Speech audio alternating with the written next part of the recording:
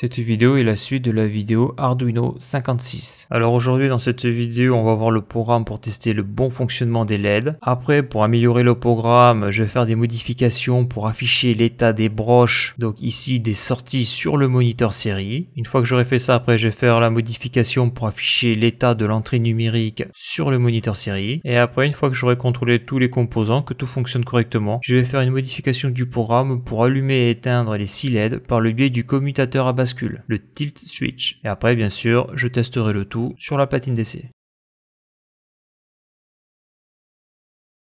Donc déjà, ce que je vais tester en premier, ce sont le fonctionnement des 6 diodes. Donc déjà, je peux déclarer ma variable broche, int broche, point virgule. Donc dans le vote setup, je vais configurer mes broches en sortie. Donc il y a 6 broches à configurer, donc je vais utiliser la technique de la boucle for, que l'on a déjà vu dans des vidéos précédentes. Donc for, j'ouvre la parenthèse, je mets ma variable broche, égale, donc je vais commencer par la broche numéro 2, point virgule, il faut pas mettre une virgule, là ça marche pas, broche, donc strictement inférieur ou égal à 7, point virgule, et là j'incrémente la variable broche plus plus. Je ferme la parenthèse et j'ouvre la collade. Donc là, ça veut dire quoi? Ça veut dire que je vais commencer à partir de la broche numéro 2. Donc ça, c'est l'initialisation de la boucle. Et je vais aller jusqu'à la broche numéro 7. Alors souvent, on voit dans les bouquins, ils vont marquer broche 8 avec strictement inférieur. Mais bon, moi, je préfère marquer le chiffre 7. Je suis raccordé de la broche 2 jusqu'à la broche 7. Donc les broches, ça va être des sorties. Donc bin mode. J'ouvre la parenthèse, je mets la variable broche, virgule, et ça sera une sortie output. Je ferme la parenthèse, point virgule. Et je vais mettre la broche à l'état low. Donc elle sera ouverte. Ça voudra dire que les diodes seront éteintes au lancement du programme.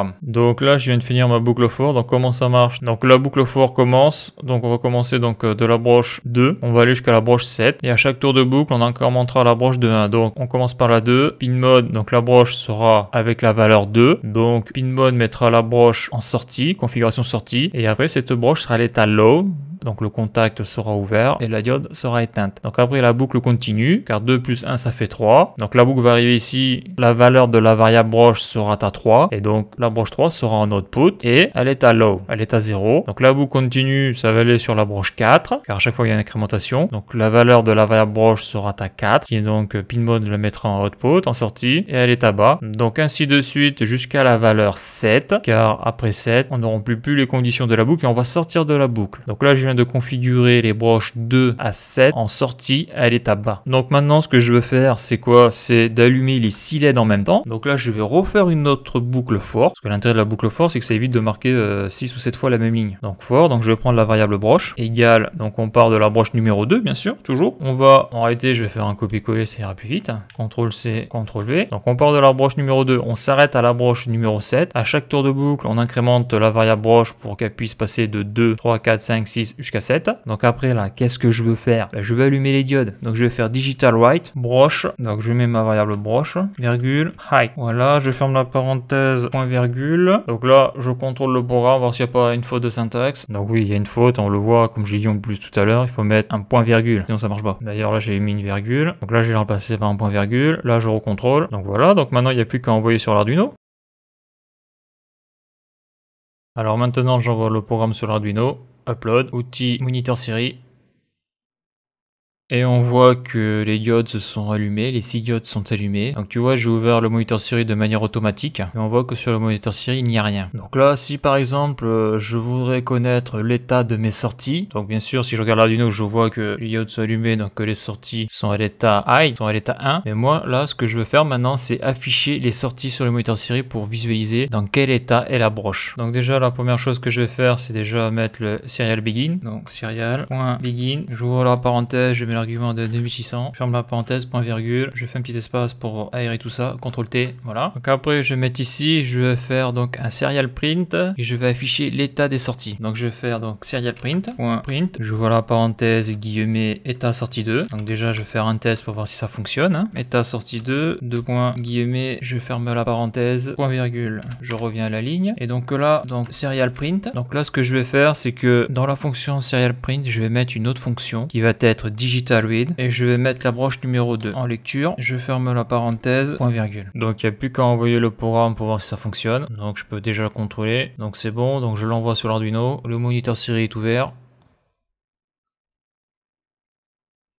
Donc là, oui, j'ai oublié le LN. Je le renvoie sur l'Arduino. Et donc là, on voit que l'état sorti de la broche 2 est à 1. Donc là, je vais rajouter un espace. Et ce que je vais faire, c'est que je vais faire la même chose pour les autres broches. Donc ça va pas être compliqué. Je vais faire CTRL-C. Là, je fais un espace pour aérer un petit peu. CTRL-V. Là, je vais remplacer le chiffre par 3. Sauf que là, je vais marquer broche. État broche, sortie 2. Et là, je vais marquer, ça, je vais le virer. Et je vais marquer anti-slash. Donc ça, on l'a déjà vu dans des vidéos précédentes. C'est la tabulation. Donc là, je fais CTRL-C, ça va afficher le texte comme si c'était un tableau. CTRL-V, donc là je vais marquer 4, 4 ici. Là je vais marquer 5, 5. Donc 1, 2, 3, 4, 5. Donc là je vais marquer sortie 6. Sortie 6, quoi, c'est la broche sortie 6. Et là je vais marquer 7. C'est la broche 7 qui est une sortie. Voilà. Donc là j'ai marqué 7. Donc là je contrôle le point, voir s'il n'y a pas des fautes. Je l'envoie sur l'Arduino pour voir comment il se comporte en réel. Donc là j'ai fait l'erreur du LN comme d'hab. Donc ça je le supprime. En gros il faut que je laisse que le dernier LN. Celui-là je le supprime. Suppression. Suppression. J'envoie le programme. Donc là on voit clairement que l'état broche, je vais arrêter les films automatiques. Donc l'état broche sortie 2 est à 1. Sortie 3 est à 1. Sortie 4 est à 1. Sortie 5 est à 1. Sortie 6 est à 1 et sortie 7 est à 1. Et on constate que les 6 diodes sont allumées. Maintenant ici je vais faire passer l'état low pour voir ce qu'affiche le moniteur série. J'envoie le programme sur l'Arduino. On constate que les diodes sont éteintes et donc on peut lire que l'état broche sortie 2 est à 0, sortie 3 est à 0, sortie 4 est à 0, sortie 5 est à 0, sortie 6 est à 0 et sortie 7 est à 0. Donc ça fonctionne bien. On voit l'état de nos sorties par le biais du moniteur série.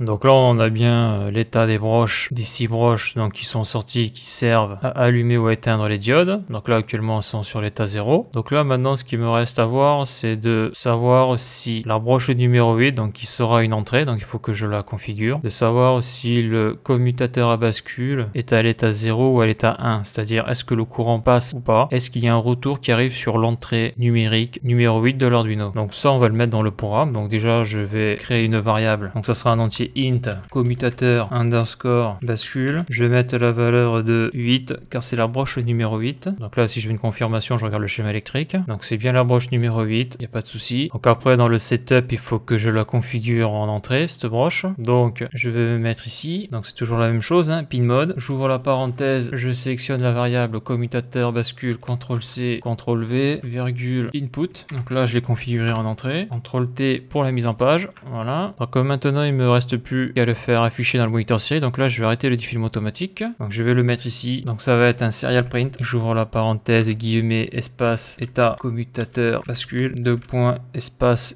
guillemets, je ferme la parenthèse, point virgule. Et donc après je vais faire un copier-coller donc du serial print digital read. CTRL C, CTRL V. Donc là je veux lire la broche numéro 8. Donc pas confondre digital read avec analog read. Donc voilà. Maintenant il n'y a plus qu'à contrôler. Donc là il n'y a pas d'erreur. Donc il n'y a plus qu'à envoyer sur l'Arduino.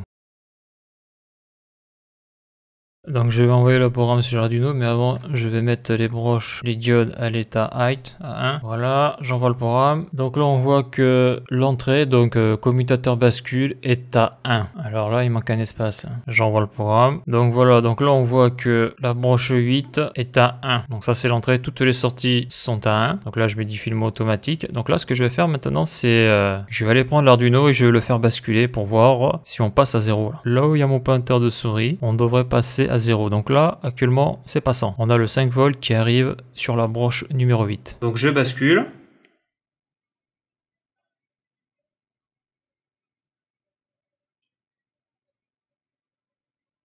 On est passé à 0.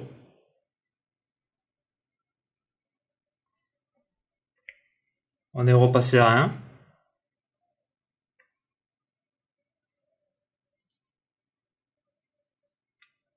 On est passé à 0. On est passé à 1.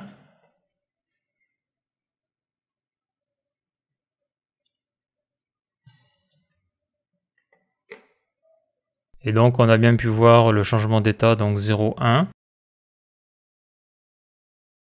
Donc là, on a pu voir que les sorties fonctionnaient correctement. On a pu voir que le commutateur à bascule changeait bien d'état sur la broche numéro 8. Donc maintenant, ce qui serait intéressant de faire, juste pour l'exercice, ça serait donc de lier la bascule du commutateur, de le lier avec les diodes, c'est-à-dire lorsqu'il est sur un état, les diodes seront toutes éteintes et lorsqu'il est sur l'autre état, les diodes seront toutes allumées. Donc ok, donc là je veux lier le changement d'état de l'entrée et donc je vais lier ça avec la sortie. Donc là j'avais déclaré une variable commutateur bascule, donc ça c'était pour ma broche qui était la broche 8. Là maintenant j'ai besoin de connaître la valeur de l'entrée numérique. Donc là je vais créer une autre variable. D'ailleurs je vais rajouter const parce que c'est une constante. Comme ça je ne vais pas me tromper entre les constantes et les variables qui doivent avoir une valeur et qui change. Donc ça c'est une constante, ça c'est une constante. Donc moi j'ai besoin de connaître la valeur de la broche, de l'entrée. Donc je vais l'appeler commutateur bascule, mais je vais rajouter valeur. En réalité quand je dis valeur c'est plutôt l'état 0 ou 1 car ce n'est pas une entrée analogique, c'est une entrée numérique. Donc point virgule. Donc au niveau du void setup, j'ai tout déclaré, donc là il n'y a pas besoin d'y toucher. Donc là où ça va bouger c'est au niveau du void loop. Donc là j'avais marqué serial print état commutateur bascule. Et donc pour aller plus vite j'avais marqué à l'intérieur du serial print la fonction digital read et la broche numéro 8. Donc ça je vais le virer. Ça peut me poser beaucoup de problèmes ça. Donc je vais écrire commutateur bascule état, donc CTRL C, CTRL V. Donc là maintenant bien sûr il faut que je mette la valeur, c'est-à-dire 0,1 dans cette variable là. Donc ici je vais faire un petit espace pour aérer. Donc là CTRL V, donc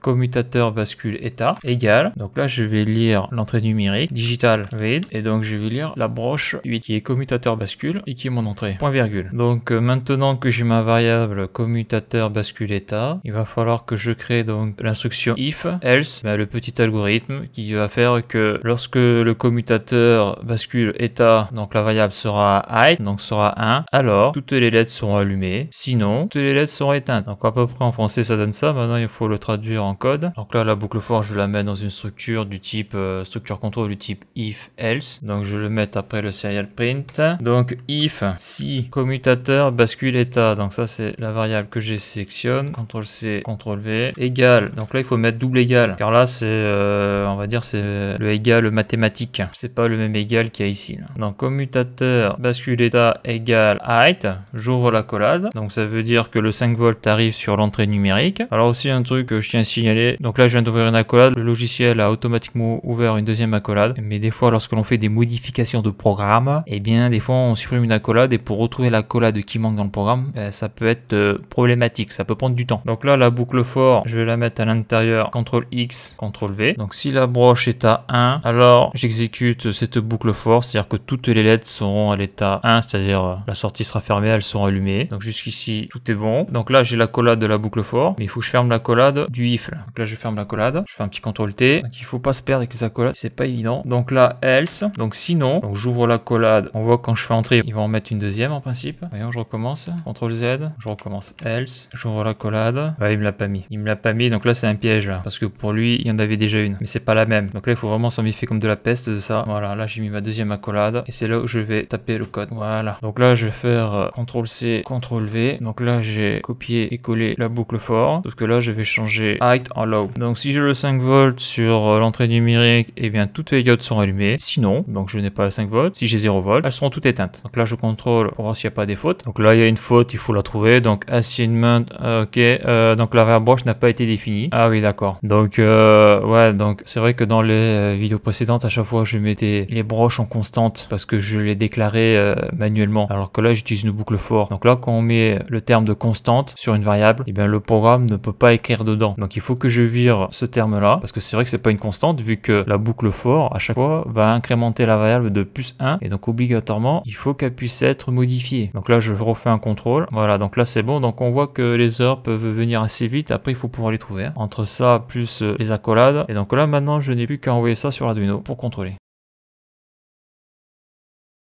Donc maintenant je vais envoyer le programme sur l'Arduino, upload, je vais ouvrir le moniteur série. Donc on voit bien, donc état commutateur bascule 1, état broche sortie 2, 1, la sortie 3, 4, 5, 6, 7, tout est 1. Donc maintenant je vais aller prendre la platine et je vais la faire basculer. Donc pour faire passer donc l'état commutateur bascule à 0 et donc toutes les diodes devraient s'éteindre si le programme fonctionne correctement. Donc je prends la platine. Donc on peut voir que toutes les diodes sont éteintes, donc ça veut dire que toutes les sorties sont passées à l'état low, à l'état 0. Donc je recommence. Là on est passé à l'état 1.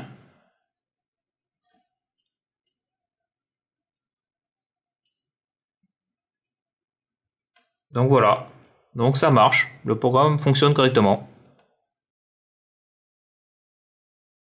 Alors dans cette vidéo, on a pu contrôler le bon fonctionnement de tous les composants qu'il y a de câblés sur la platine. On a aussi pu réviser comment contrôler à partir d'un interrupteur. Donc ici c'était un commutateur à bascule, comment on faisait pour allumer ou éteindre des diodes avec l'instruction if, else et digital write et donc digital read. Et donc dans la prochaine vidéo, on va continuer le programme pour faire fonctionner ce sablier électronique à 6 LED. Donc, je rappelle, le fonctionnement, c'est on allume une LED toutes les X secondes, par exemple 10 secondes, et donc au bout de 60 secondes, toutes les LED sont allumées. Et donc ça sera dans la vidéo Arduino 58. Alors voilà pour cette vidéo. Si tu as aimé la vidéo, n'hésite pas à la liker et à la partager. Tu peux t'abonner à la chaîne. Tu peux aller voir les articles de mon blog qui traitent de l'électricité, du chaud et du froid. Et pour ceux qui voudraient me soutenir financièrement dans la reproduction de mes vidéos par un don, le lien est sur la page d'accueil de la chaîne YouTube. Merci et à bientôt pour une prochaine vidéo.